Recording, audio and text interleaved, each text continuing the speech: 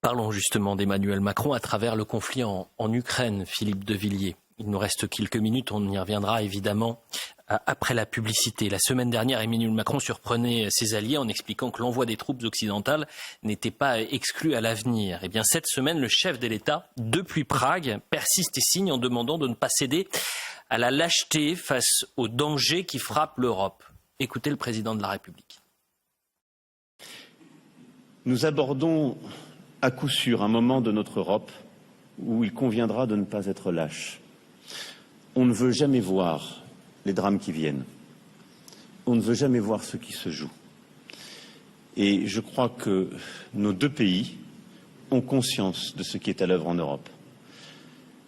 Du fait que la guerre est revenue sur notre sol, que des puissances devenues inarrêtables sont en train d'étendre la menace, chaque jour de nous attaquer nous-mêmes davantage. Et il nous faudra être à la hauteur de l'histoire. Geoffroy Lejeune a une question pour vous. Philippe, qu'avez-vous pensé de cette déclaration du président qu'on vient d'entendre et de ces mots devant les présidents des partis d'opposition qui, quand il dit « notre soutien à l'Ukraine n'a pas de limite ». Vraiment, je suis inquiet. Et je vais vous dire pourquoi.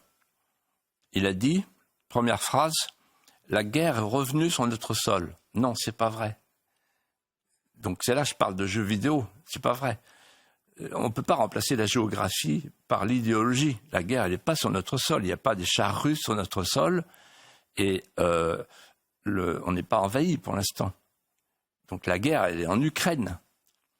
Et deuxièmement, il a dit, n'est-ce pas notre guerre ? Non, ça n'est pas notre guerre. C'est pas la guerre de l'OTAN. L'Ukraine n'est pas dans l'OTAN. Et donc c'est une guerre entre deux peuples slaves. Aux confins de l'Europe, c'est pas au cœur de l'Europe, contrairement à ce qu'a dit le Premier ministre. Il ne connaît pas sa géographie. Donc on est dans l'idéologie. On risque de le payer très cher. Pourquoi ? Parce que comme je vous l'ai dit la semaine dernière, les Russes, ils sont au premier degré. Eux. Pour eux, le verbe, c'est l'action. Donc ils écoutent Macron qui dit il n'y a pas de limite, vous avez raison. Les lignes rouges sont franchies. Mais qu'est-ce qu'il veut, la guerre nucléaire ? Ils ne se rendent pas compte, tous ces gens. J'entendais une députée tout à l'heure, oui, mais on a une puissance nucléaire. Mais attendez, il ne faut pas rire avec ça. Quand vous avez face à face deux puissances nucléaires, on n'est pas dans une cour d'école. On n'est pas au bistrot. Vous voyez ? À faire ça, là, tu vois. Le bras de fer. Et sinon, je reprends une bière. Non, mais on a affaire à des enfants. Quand je vois M. Séjourné, mais c'est un enfant. Ce sont des enfants. Il n'y a pas de maturité là-dedans. Quand j'entends Hubert Védrine ou Dominique Régnier, comme j'ai entendu cette semaine chez Sonia Mabrouk, je me dis, là, le navire, il est lesté de plomb, là.